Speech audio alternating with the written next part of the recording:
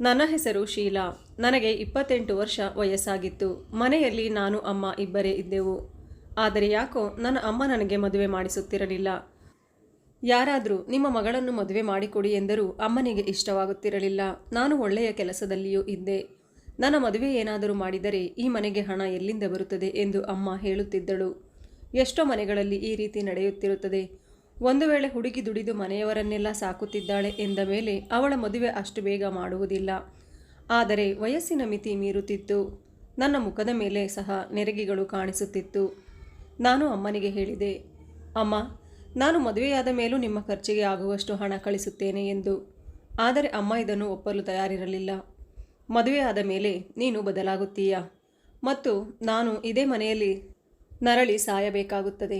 ಆಗ ನಿನಗೆ ನನ್ನ ಸಾವಿನ ಸುದ್ದಿ ಕೂಡ ಹೇಳಲು ಯಾರೂ ಇರುವುದಿಲ್ಲ. ನೀನು ಎಷ್ಟು ಮರ್ಯಾದೆಗೆಟ್ಟವಳು ಎಂದರೆ ನಿನಗೆ ಏನಾದರೂ ಮದುವೆಯಾದರೆ ನೀನು ನಿನ್ನ ಗಂಡನ ಜೊತೆ ಸೇರಿಕೊಂಡು ನಿನ್ನ ತಾಯಿಯ ಕಡೆ ತಿರುಗಿ ಸಹ ನೋಡುವುದಿಲ್ಲ ಎನ್ನುತ್ತಿದ್ದಳು. ಆದರೆ ಅವಳು ನಾನು ಆ ರೀತಿ ಮಾಡುತ್ತೇನೆಂದು ಯಾವ ಕೆಟ್ಟ ನಡತೆಯನ್ನು ನನ್ನಲ್ಲಿ ನೋಡಿದಳೋ ನನಗೆ ಗೊತ್ತಿಲ್ಲ. ಮದುವೆಯಾಗುವುದು ನನ್ನ ಹಕ್ಕಾಗಿತ್ತು. ಭಗವಂತ ಒಂದು ಹೆಣ್ಣಿಗೆ ಒಂದು ಗಂಡನ್ನು ಸೃಷ್ಟಿ ಮಾಡಿರುತ್ತಾನೆ ಅಂತ ಹೇಳುತ್ತಾರೆ. ಅದು ನನ್ನ ಜೀವನದಲ್ಲಿ ಏಕೆ ಆಗುತ್ತಿಲ್ಲ? ಯಾರಿಗೆ ಮದುವೆ ಆಗುವುದಿಲ್ಲವೋ ಅವರ ಜೀವನ ಹೇಗೆ ಸಾಗುತ್ತದೆ? ಅಮ್ಮ ಕೂಡ ಮದುವೆಯಾಗಿದ್ದಳು. ಆದರೆ ನನ್ನನ್ನು ಮದುವೆ ಮಾಡದೇ ಇರೋದಕ್ಕೆ ದೊಡ್ಡ ಕಾರಣವೇನೆಂದರೆ ಮದುವೆಯಾದ ಮೇಲೆ ನಾನು ಇವಳಿಗೆ ಹಣವನ್ನು ಕೊಡುವುದಿಲ್ಲ ಎನ್ನುವುದೇ ದೊಡ್ಡ ತಪ್ಪಾಗಿತ್ತು. ನಾನು ಈ ತಪ್ಪು ಮಾಡದೆ ಹಾಗೆ ಕುಳಿತುಕೊಳ್ಳಲು ಸಹ ಸಾಧ್ಯವಿರಲಿಲ್ಲ.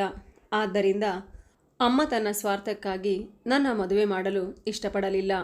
ಆದರೂ ಈಗ ಏನಾದರೂ ನಾನು ಮಾಡಲೇಬೇಕಾಗಿತ್ತು. ನಾನು ಕೂಡ ಹೆಣ್ಣಲ್ಲವೇ? ನನಗೂ ಎಲ್ಲ ಹೆಣ್ಣು ಮಕ್ಕಳಂತೆ ಮದುವೆಯಾಗುವ ಆಸೆ ಇತ್ತು. ನನ್ನ ಜೊತೆ ಓದಿ ಬೆಳೆದವರೆಲ್ಲ ಮದುವೆಯಾಗಿ ಮಕ್ಕಳನ್ನು ಹಡೆದಿದ್ದಾರೆ. ಆದರೆ ನಾನು ಇನ್ನೂ ಕನ್ಯೆಯಾಗಿಯೇ ಉಳಿದಿದ್ದೇನೆ. ನನ್ನ ತಾಯಿ ಯಾವಾಗಲೂ ನಿನ್ನ ತಂದೆ ನಮ್ಮನ್ನು ಬಿಟ್ಟು ಹೋದ ಎಂದು ಹೇಳುತ್ತಿದ್ದಳು. ಇಲ್ಲಿಯವರೆಗೆ ಅವನು ಯಾಕೆ ಬಿಟ್ಟು ಹೋದ, ಕಾರಣ ಏನೆಂದು ನನಗೆ ಗೊತ್ತೇ ಇಲ್ಲ. ಆದರೆ ಏನೋ ಒಂದು ವಿಷಯವಿರಬೇಕು. ಅಮ್ಮ ತುಂಬ ಸುಂದರವಾಗಿರಲಿಲ್ಲ. ಅಲ್ಲದೆ ಒಂದು ಕಣ್ಣು ವಾರಿಗಣ್ಣಾಗಿತ್ತು. ಅಪ್ಪ ಅದೇ ಕಾರಣಕ್ಕೆ ಅಮ್ಮನನ್ನು ಬಿಟ್ಟು ಬೇರೆ ಹೆಣ್ಣಿನ ಜೊತೆ ಹೋಗಿರಬಹುದು ಎಂದು ನನಗೆ ಅನಿಸುತ್ತಿತ್ತು. ನಾನು ಒಂದು ಸ್ಕೂಲಲ್ಲಿ ಮಕ್ಕಳಿಗೆ ಪಾಠ ಹೇಳಿಕೊಡುವ ಕೆಲಸ ಮಾಡುತ್ತಿದ್ದೆ. ನನಗೆ ಜಾಸ್ತಿ ಸಂಬಳವೇನೂ ಬರುತ್ತಿರಲಿಲ್ಲ. ನಾನು ಮನೆಯಲ್ಲಿ ಬಟ್ಟೆಯನ್ನು ಸಹ ಹೊಲೆಯುತ್ತಿದ್ದೆ. ಇದರಿಂದ ಹಣದ ಕೊರತೆ ಆಗದಂತೆ ನಾನು ನೋಡಿಕೊಳ್ಳುತ್ತಿದ್ದೆ. ನಾನು ಕೂಡ ನೋಡಲು ಅಷ್ಟು ಸುಂದರವಾಗಿರಲಿಲ್ಲ. ಒಂದು ದಿನ ನಾನು ಮನೆಯಲ್ಲಿ ಇದ್ದೆ. ಅಮ್ಮ ಹೊರಗಡೆ ಎಲ್ಲೋ ಹೋಗಿದ್ದಳು. ವಿಚಿತ್ರವೇನೆಂದರೆ ಅವಳು ಏರಿಯಾದ ಕೆಲವು ಹೆಂಗಸರೊಂದಿಗೆ ಫ್ರೆಂಡ್ಶಿಪ್ ಮಾಡಿಕೊಂಡಿದ್ದಳು. ಒಮ್ಮೆ ಒಬ್ಬರ ಮನೆಗೆ ಹೋದರೆ ಮತ್ತೊಮ್ಮೆ ಮತ್ತೊಬ್ಬರ ಮನೆಗೆ ಹೋಗುತ್ತಿದ್ದಳು. ಅದರಿಂದ ಅವಳು ಹೆಚ್ಚಾಗಿ ಹೊರಗಡೆ ಇರುತ್ತಿದ್ದಳು. ನನ್ನನ್ನು ಮಾತ್ರ ಎಲ್ಲೂ ಹೋಗಲು ಬಿಡುತ್ತಿರಲಿಲ್ಲ. ಯಾಕಂದರೆ ಒಂದು ದಿನ ನಾನು ನನ್ನ ಫ್ರೆಂಡ್ ಮನೆಗೆ ಹೋದಾಗ ಅವಳು ತನ್ನ ಅಣ್ಣನಿಗಾಗಿ ನನ್ನ ಸಂಬಂಧವನ್ನು ಕೇಳಿದಳು. ಅಂದಿನಿಂದ ಅಮ್ಮ ನನಗೆ ಎಲ್ಲೂ ಹೊರಗಡೆ ಹೋಗಲು ಬಿಡುತ್ತಿರಲಿಲ್ಲ. ನಾನು ಹೊರಗಡೆ ಹೋದರೆ ಜನರೆಲ್ಲರೂ ನನ್ನ ಮದುವೆಯ ಬಗ್ಗೆ ಕೇಳುತ್ತಿದ್ದರು. ಅಮ್ಮ ಒಲೆಯ ಮೇಲೆ ಹಾಲಿಟ್ಟಿದ್ದೀನಿ ನೋಡು ಎಂದು ಹೇಳಿ ಹೋಗಿದ್ದಳು. ನನಗೆ ಅದು ಮರೆತೇ ಹೋಗಿತ್ತು. ನಾವು ಹಳ್ಳಿಯಲ್ಲಿ ಇದ್ದ ಕಾರಣ ಸೌದೆ ಒಲೆಯನ್ನು ಬಳಸುತ್ತಿದ್ದೆವು. ಬೇಗ ಓಡಿ ಹೋಗಿ ಆತುರದಿಂದ ಬರಿಗೈಯಿಂದ ಹಾಲನ್ನು ಕೆಳಗಿಳಿಸುತ್ತಿದ್ದಾಗ ಕೈ ಸುಡುವುದಲ್ಲದೆ ನನ್ನ ಕಾಲ ಮೇಲೂ ಬಿತ್ತು. ನಾನು ಜೋರಾಗಿ ಕಿರುಚುತ್ತಿದ್ದೆ. ಆಗ ಯಾರೋ ಹೊರಗಡೆಯಿಂದ ಬಾಗಿಲು ಬಡಿದ ಶಬ್ದವಾಯಿತು. ನನ್ನ ಚೀರಾಟ ಕೇಳಿ ಅವರು ಒಳಕ್ಕೆ ಓಡಿ ಬಂದರು. ನಾನು ತುಂಬ ಕೆಟ್ಟದಾಗಿ ಕಿರುಚಾಡುತ್ತಿದ್ದೆ. ನನಗೆ ಸುಟ್ಟ ನೋವು ಸಹಿಸಿಕೊಳ್ಳಲು ಆಗಲಿಲ್ಲ. ಆ ಸಮಯದಲ್ಲಿ ನನಗೆ ಯಾರಾದರೂ ಸಹಾಯಕ್ಕೆ ಬೇಕಿತ್ತು. ನನ್ನಿಂದ ಎದ್ದು ಕೂತುಕೊಳ್ಳಲು ಸಹ ಆಗುತ್ತಿರಲಿಲ್ಲ. ಅದೇ ಸಮಯಕ್ಕೆ ಯಾರೋ ಒಬ್ಬ ಮನುಷ್ಯ ಬಂದು ನನ್ನನ್ನು ಎತ್ತಿಕೊಂಡನು. ನನ್ನ ಕೋಣೆಗೆ ಕರೆದುಕೊಂಡು ಹೋಗಿ ಕೂರಿಸಿ ಜೊತೆಗೆ ನನ್ನ ಕಾಲ ಮೇಲೆ ತಣ್ಣೀರನ್ನು ಹಾಕಿದನು. ಇದರಿಂದ ನನಗೆ ಸ್ವಲ್ಪ ಆರಾಮ ಎನಿಸಿತು. ಆದರೆ ನನಗೆ ಅವನನ್ನು ನೋಡಿ ಆಶ್ಚರ್ಯವಾಯಿತು. ಏಕೆಂದರೆ ಅವನೊಬ್ಬ ಭಿಕ್ಷುಕನಾಗಿದ್ದ. ಆಗ ನನಗೆ ಅವನನ್ನು ಭಿಕ್ಷುಕ ಎಂದು ಕರೆಯುವುದು ಸರಿಯಲ್ಲವೆನಿಸಿತು. ಏಕೆಂದರೆ ಅವನು ನೋಡಲು ತುಂಬ ಸುಂದರನಾಗಿದ್ದ. ಅವನೊಬ್ಬ ಕಟ್ಟುಮಸ್ತಾದ ವ್ಯಕ್ತಿಯಾಗಿದ್ದ. ಆದರೆ ಅವನು ಭಿಕ್ಷೆ ಬೇಡುತ್ತಿದ್ದರಿಂದ ಸ್ವಲ್ಪ ಕಪ್ಪಾಗಿ ಕೊಳಕಾಗಿರುವಂತೆ ಕಾಣುತ್ತಿದ್ದನು. ಬಡವರಲ್ಲಿ ಎಲ್ಲರೂ ತುಂಬ ಸುಂದರವಾಗಿ ಏನೂ ಇರುವುದಿಲ್ಲ, ಅಥವಾ ಶ್ರೀಮಂತರು ಕೂಡ ಎಲ್ಲರೂ ಸುಂದರವಾಗಿರುವುದಿಲ್ಲ. ಒಂದು ವೇಳೆ ಒಳ್ಳೆಯ ಬಟ್ಟೆಯನ್ನು ತೊಡಿಸಿದರೆ ಇವನು ಯಾವ ಹೀರೋಗೂ ಕೂಡ ಕಡಿಮೆ ಇರಲಿಲ್ಲ. ಅವನನ್ನು ನೋಡಿ ತಕ್ಷಣ ನಾನು ಅವನ ಕೈಯನ್ನು ದೂರ ತಳ್ಳಿದೆ. ಮತ್ತೆ ಅವನಿಗೆ ಹೇಳಿದೆ, ನಿನಗೆ ಒಳಗಡೆ ಬರಲು ಎಷ್ಟು ಧೈರ್ಯ? ನೀನು ನನ್ನನ್ನು ಹೇಗೆ ಮುಟ್ಟಿದೆ? ಆಗ ಆ ಭಿಕ್ಷುಕ ಹೇಳಿದ, ನಾನು ಭಿಕ್ಷೆ ಬೇಡಲು ಇಲ್ಲಿಗೆ ಬಂದಿದ್ದೆ. ನೀವು ಕೂಗಾಡುತ್ತಿರುವ ಶಬ್ದ ಕೇಳಿ ಏನೋ ತೊಂದರೆ ಆಗಿರಬಹುದು ಎಂದು ಒಳಗೆ ಬಂದೆ. ಈ ಪ್ರಪಂಚದಲ್ಲಿ ಒಳ್ಳೆಯವರಿಗೆ ಕಾಲವೆಲ್ಲಿದೆ? ಒಂದು ವೇಳೆ ನನ್ನಿಂದ ನಿಮಗೆ ತೊಂದರೆ ಆಗಿದ್ದರೆ ದಯವಿಟ್ಟು ನನ್ನನ್ನು ಕ್ಷಮಿಸಿ. ಬಹುಶಃ ನಾನು ಹೆಚ್ಚಾಗಿ ಮಾತನಾಡಿದೆ ಅಂತ ಅನಿಸುತ್ತೆ. ಆದರೆ ಅವನು ನನಗೆ ಸಹಾಯ ಮಾಡಿದ್ದ. ಒಂದು ವೇಳೆ ಅವನು ಸರಿಯಾದ ಸಮಯಕ್ಕೆ ಬರದಿದ್ದರೆ ನಾನು ಹಾಗೆ ಬಿದ್ದುಕೊಳ್ಳಬೇಕಾಗಿತ್ತು. ಏಕೆಂದರೆ ನನ್ನ ಕಾಲುಗಳು ಸುಟ್ಟು ಹೋಗಿದ್ದವು. ಆ ಉರಿ ನೋವಿನಲ್ಲಿ ನನಗೆ ಎದ್ದು ಕೂರಲು ಸಹ ಆಗುತ್ತಿರಲಿಲ್ಲ. ಸ್ವಲ್ಪ ಸುಧಾರಿಸಿದ ನಂತರ ನಾನು ಅವನನ್ನು ಕೇಳಿದೆ, ನೀನು ಏಕೆ ಭಿಕ್ಷೆ ಬೇಡುತ್ತಿದ್ದೀಯಾ? ನಿನಗೆ ಹೊಟ್ಟೆ ಹಸಿವೇನಾದರೂ ಇದೆಯಾ ಎಂದಾಗ ಅವನು ಹೇಳಿದ, ಹೌದು, ನನಗೆ ತುಂಬ ಹಸಿವಿದೆ. ನಾನು ಊಟ ಮಾಡಿ 2-3 ದಿನಗಳು ಕಳೆದಿವೆ. ಸರಿ, ನೀನು ಇಲ್ಲೇ ಕುಳಿತುಕೋ, ನಾನು ನಿನಗಾಗಿ ಊಟ ಕೊಡುತ್ತೇನೆ ಎಂದು ಹೇಳಿ ಅವನಿಗೆ ನನ್ನ ಪಾಲಿನ ಊಟವನ್ನು ಒಂದು ಬಾಕ್ಸ್ನಲ್ಲಿ ಅನ್ನ ಮತ್ತು ಸ್ವಲ್ಪ ಸಾಂಬಾರನ್ನು ಕಟ್ಟಿ ಅವನ ಕೈಗೆ ಕೊಟ್ಟೆ. ಈ ಹಿಂದೆ ಯಾರೂ ನನಗೆ ಈ ರೀತಿ ಉಪಚಾರ ಮಾಡಿರಲಿಲ್ಲ. ನಾನು ಭಿಕ್ಷುಕ ಆದಾಗಿನಿಂದಲೂ ಜನರಿಂದ ಬರೀ ಬೈಗುಳದ ಮಾತುಗಳನ್ನು ಕೇಳಿದ್ದೆ. ಅವರ ನಡವಳಿಕೆಗಳನ್ನು ಕಣ್ಣಾರೆ ನೋಡಿ ಅನುಭವಿಸಿದ್ದೇನೆ. ಮನುಷ್ಯತ್ವದ ಮೇಲೆ ನನಗೆ ವಿಶ್ವಾಸವೇ ಹೊರಟು ಹೋಗಿತ್ತು ಎಂದು ಹೇಳುತ್ತಾ ಅವನು ನನಗೆ ಒಳ್ಳೆಯ ರೀತಿಯಲ್ಲಿ ಹಾರೈಸಿದನು. ನಿಮಗೆ ತುಂಬ ಧನ್ಯವಾದಗಳು. ಇಂದು ನಿಮ್ಮಿಂದ ನನ್ನ ಹೊಟ್ಟೆ ತುಂಬುತ್ತಿದೆ ಎಂದ. ಆಗ ನಾನು, ಪರವಾಗಿಲ್ಲ, ನಿಮ್ಮಿಂದಲೂ ನನಗೆ ತುಂಬ ಉಪಕಾರವಾಗಿದೆ ಎಂದಾಗ ಅವನು ಹೇಳಿದ, ಹೌದು, ನೀವು ಕಷ್ಟದಲ್ಲಿ ಸಿಕ್ಕಿ ಹಾಕಿಕೊಂಡಿರುವುದನ್ನು ನೋಡಿ ನಾನು ಹೇಗೆ ಸುಮ್ಮನಿರಲು ಸಾಧ್ಯ? ನೀವು ತುಂಬ ಸುಂದರವಾಗಿದ್ದೀರಿ. ಎಲ್ಲಕ್ಕಿಂತ ಹೆಚ್ಚಾಗಿ ನಿಮ್ಮ ಮನಸ್ಸು ತುಂಬ ಸುಂದರವಾಗಿದೆ ಎಂದು ನನ್ನನ್ನು ಹೊಗಳಿದರು. ಇಲ್ಲಿಯವರೆಗೂ ನನ್ನನ್ನು ಯಾರೊಬ್ಬರೂ ಈ ರೀತಿ ಹೊಗಳಿರಲಿಲ್ಲ. ನಾನು ಯೌವನಾವಸ್ಥೆಗೆ ಬಂದಾಗ ಕೆಲವರು ನನ್ನ ಕಡೆ ನೋಡುತ್ತಿದ್ದರು. ಆದರೆ ಯಾರೂ ಹೀಗೆ ನನ್ನ ಸೌಂದರ್ಯವನ್ನು ಹೊಗಳಿರಲಿಲ್ಲ. ಮುಖ ಸುಂದರವಾಗಿಲ್ಲದಿದ್ದರೂ ಅವರುಗಳ ಮನಸ್ಸು ಸುಂದರವಾಗಿರುತ್ತದೆ ಎಂಬುದರ ಬಗ್ಗೆ ಯಾರೂ ಗಮನ ಕೊಡುವುದಿಲ್ಲ. ಅವರು ನನ್ನನ್ನು ತುಂಬ ಹೊಗಳಿದ್ದರು. ಅವನ ಹೊಗಳಿಕೆಯಿಂದ ನನಗೆ ಸಂತೋಷವಾಯಿತು. ಆಗ ಅವನು ಹೇಳಿದ, ನಾಳೆ ನಾನು ಬರುವಾಗ ಇದಕ್ಕೆ ಔಷಧಿಯನ್ನು ತರುತ್ತೇನೆ. ಅದನ್ನು ನಿಮ್ಮ ಸುಟ್ಟ ಗಾಯಕ್ಕೆ ಹಚ್ಚುವುದರಿಂದ ತಕ್ಷಣ ನೋವು ಕಡಿಮೆಯಾಗುತ್ತದೆ ಎಂದು ಹೇಳಿದ. ಆಗ ನಾನು ಅವರಿಗೆ ಹೇಳಿದೆ, ನೀವು ನಾಳೆ ಬರುವುದಾದರೆ ಇದೇ ಸಮಯಕ್ಕೆ ಬನ್ನಿ. ಬೇರೆ ಸಮಯದಲ್ಲಿ ಅಮ್ಮ ಮನೆಯಲ್ಲಿ ಇರುತ್ತಾಳೆ. ಅವಳು ನಾನು ನಿನ್ನ ಜೊತೆ ಮಾತನಾಡುವುದನ್ನು ನೋಡಿದರೆ ನಿಮ್ಮನ್ನು ತುಂಬ ಬೈದು ನನಗೂ ಸಹ ಬೈಯುತ್ತಾಳೆ. ಆಗ ನಾನು ನಿಮ್ಮ ಹೆಸರು ಏನೆಂದು ಕೇಳಿದೆ. ಅದಕ್ಕೆ ಅವನು ಶಂಕರ್ ಎಂದು ಹೇಳಿದ. ನಾನು ಕೂಡ ನನ್ನ ಹೆಸರು ಹೇಳಿದೆ. ಆಗ ಅವನು ಹೇಳಿದ, ನೀವೇನು ಚಿಂತೆ ಮಾಡಬೇಡಿ, ನಾನು ನಿಮ್ಮನ್ನು ತೊಂದರೆಯಲ್ಲಿ ಸಿಲುಕಿಸುವುದಿಲ್ಲ. ಅವನು ಮಾತನಾಡುವುದನ್ನು ನೋಡಿದರೆ ಅವನು ಬಿಕಾರಿಯಂತೆ ಕಾಣುತ್ತಿರಲಿಲ್ಲ. ಎಷ್ಟೊಂದು ಆರಾಮಾಗಿ ಸಮಾಧಾನದಿಂದ ಮಾತನಾಡುತ್ತಿದ್ದ. ಅವನು ಮಾತನಾಡುತ್ತಿದ್ದ ಪರಿ ಯಾವುದೋ ಸಂಸ್ಕಾರದ ಕುಟುಂಬದಿಂದ ಬಂದವನಂತೆ ತೋರುತ್ತಿತ್ತು. ಅವನು ನೋಡುವುದಕ್ಕೂ ತುಂಬ ಓದಿರುವವನಂತೆ ಕಾಣುತ್ತಿದ್ದ. ಆದರೆ ಅದ್ಯಾವುದೂ ಆಗಿರಲಿಲ್ಲ. ಓದಿದ್ದರೆ ಭಿಕ್ಷೆ ಯಾಕೆ ಬೇಡುತ್ತಿದ್ದ? ಮಾರನೇ ದಿನ ಅವನು ಅದೇ ಸಮಯದಲ್ಲಿ ಮನೆಗೆ ಬಂದನು. ಜೊತೆಗೆ ಗಾಯಕ್ಕೆ ಔಷಧಿಯನ್ನು ತೆಗೆದುಕೊಂಡು ಬಂದಿದ್ದನು ಮತ್ತು ಹೇಳಿದನು, ನಾನೇ ನಿಮ್ಮ ಗಾಯಕ್ಕೆ ಔಷಧಿಯನ್ನು ಹಚ್ಚಬಹುದಾ ಎಂದು ಕೇಳಿದ. ಹಾಗೆ ನನಗೆ ಆ ವ್ಯಕ್ತಿ ನಮ್ಮವರೇ ಎಂದು ಅನಿಸತೊಡಗಿತು. ಅವನು ಒಬ್ಬ ಭಿಕ್ಷುಕನಾಗಿದ್ದನು. ನನ್ನನ್ನು ತುಂಬ ಪ್ರೀತಿಯಿಂದ ನೋಡಿಕೊಳ್ಳುತ್ತಿದ್ದ. ಜನಗಳ ಬಳಿ ಹಣವನ್ನು ಬೇಡುತ್ತಿದ್ದ. ಭಿಕ್ಷುಕರಿಗೆ ಆತ್ಮಾಭಿಮಾನವೇ ಇರುವುದಿಲ್ಲ. ಅವರನ್ನು ಕೆಲವು ಜನ ಬೀದಿ ನಾಯಿಗಳ ರೀತಿಯಲ್ಲಿ ನಡೆಸಿಕೊಳ್ಳುತ್ತಾರೆ. ಅಲ್ಲದೆ ಅವರನ್ನು ಕೇವಲವಾಗಿ ನೋಡುತ್ತಾರೆ. ಆದರೆ ಈ ವ್ಯಕ್ತಿ ನನಗಾಗಿ ಔಷಧಿಯನ್ನು ತೆಗೆದುಕೊಂಡು ಬಂದಿದ್ದನು. ನಾನು ಅವನಿಗೆ ಔಷಧಿ ಹಚ್ಚಲು ಅನುಮತಿ ಕೊಟ್ಟೆ. ನನ್ನ ಜೀವನದಲ್ಲಿ ಮೊದಲ ಬಾರಿಗೆ ಒಬ್ಬರು ನನ್ನನ್ನು ಈ ರೀತಿ ಚೆನ್ನಾಗಿ ನೋಡಿಕೊಳ್ಳುತ್ತಿದ್ದರು.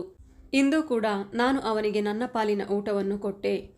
ಇದಾದ ಮೇಲೆ ಅವನು ಪ್ರತಿದಿನ ನಮ್ಮ ಮನೆಗೆ ಬರುತ್ತಿದ್ದ. ನಮ್ಮಿಬ್ಬರ ನಡುವೆ ಸ್ನೇಹ ಬೆಳೆಯಿತು. ನಾನು ಅವನ ಸ್ನೇಹವನ್ನು ಒಪ್ಪಿಕೊಂಡಿದ್ದೆ. ನಮ್ಮಿಬ್ಬರ ಮನಸ್ಸಿನಲ್ಲಿ ಬೇರೆ ಯಾವುದೇ ರೀತಿಯ ಯೋಚನೆಗಳು ಇರಲಿಲ್ಲ. ಹೀಗೆ ನಾವು ಪ್ರತಿದಿನ ಭೇಟಿಯಾಗುತ್ತಿದ್ದೆವು. ನಾನು ಅವನಿಗೆ ಪ್ರತಿನಿತ್ಯ ಊಟ ಕೊಡುತ್ತಿದ್ದೆ. ಹಬ್ಬದ ದಿನಗಳಲ್ಲಿ ಒಳ್ಳೆಯ ಅಡುಗೆಗಳನ್ನು ಮಾಡಿದಾಗ ನನ್ನ ಪಾಲಿನ ಅಡುಗೆ ಎಲ್ಲ ಅವನಿಗೆ ಕೊಡುತ್ತಿದ್ದೆ. ಅಮ್ಮ ಮನೆಯಲ್ಲಿ ಇಲ್ಲದ ಸಮಯದಲ್ಲಿ ಅವನನ್ನು ಮನೆಯ ಒಳಗಡೆ ಕರೆದು ಕೂರಿಸಿ ಇಬ್ಬರು ಮಾತನಾಡುತ್ತಿದ್ದೆವು. ನಾವಿಬ್ಬರು ಒಟ್ಟಿಗೆ ಕುಳಿತು ಊಟ ಕೂಡ ಮಾಡುತ್ತಿದ್ದೆವು. ಆಗ ನಾನು ಅಪ್ಪನ ಕೆಲವು ಹಳೆಯ ಬಟ್ಟೆಗಳನ್ನು ಅವನಿಗೆ ಕೊಟ್ಟೆ. ಅವನಿಗೆ ಹೇಳಿದೆ, ಇನ್ನು ಮುಂದೆ ನೀನು ಈ ಬಟ್ಟೆಗಳನ್ನು ಹಾಕಿಕೊಂಡು ಸ್ವಲ್ಪ ನಿನ್ನ ಸ್ವಚ್ಛತೆಯನ್ನು ಕಾಪಾಡಿಕೋ ಎಂದು ಹೇಳಿದೆ. ಆಗ ಅವನು, ಒಂದು ವೇಳೆ ನಾನು ಸ್ವಚ್ಛವಾಗಿದ್ದರೆ ನನಗೆ ಯಾರು ಭಿಕ್ಷೆ ನೀಡುತ್ತಾರೆ? ಅಂದರೆ ಇದೆಂಥ ಮಾತನ್ನು ಹೇಳುತ್ತಿದ್ದೀಯಾ? ಜನರು ನೀನು ಕೊಳಕಾಗಿದ್ದೀಯಾ ಎಂದು ನಿನಗೆ ಭಿಕ್ಷೆ ನೀಡುತ್ತಾರೆಯೇ ಎನ್ನುತ್ತಾ ನಾವಿಬ್ಬರು ನಗತೊಡಗಿದೆವು. ಈಗೀಗ ನಮ್ಮಿಬ್ಬರ ಸ್ನೇಹ ತುಂಬ ಗಟ್ಟಿಯಾಗಿ ಬೆಳೆದಿತ್ತು.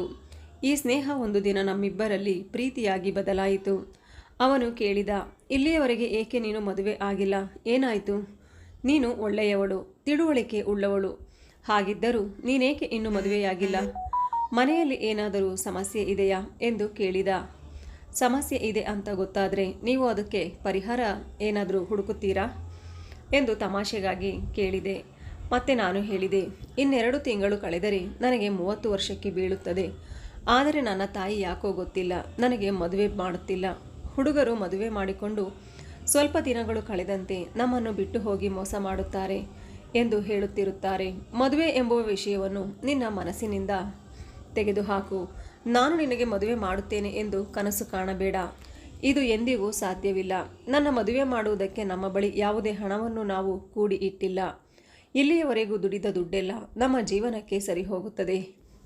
ಇನ್ನು ನನ್ನಂಥ ಹೆಣ್ಣು ಮಕ್ಕಳನ್ನು ವರದಕ್ಷಿಣೆ ಇಲ್ಲದೆ ಮದುವೆ ಹೇಗೆ ಆಗುತ್ತಾರೆ, ನೀನೇ ಹೇಳು ಎಂದು ಕೇಳಿದಾಗ, ಇವತ್ತಿನ ಕಾಲದಲ್ಲಿ ಕೆಲವರು ಎಷ್ಟು ಕೆಟ್ಟವರಾಗಿದ್ದಾರೆ ಎಂದರೆ ವರದಕ್ಷಿಣೆ ಇಲ್ಲದೆ ಹೆಣ್ಣು ಮಕ್ಕಳನ್ನು ಮದುವೆ ಮಾಡಿಕೊಳ್ಳುವುದಿಲ್ಲ.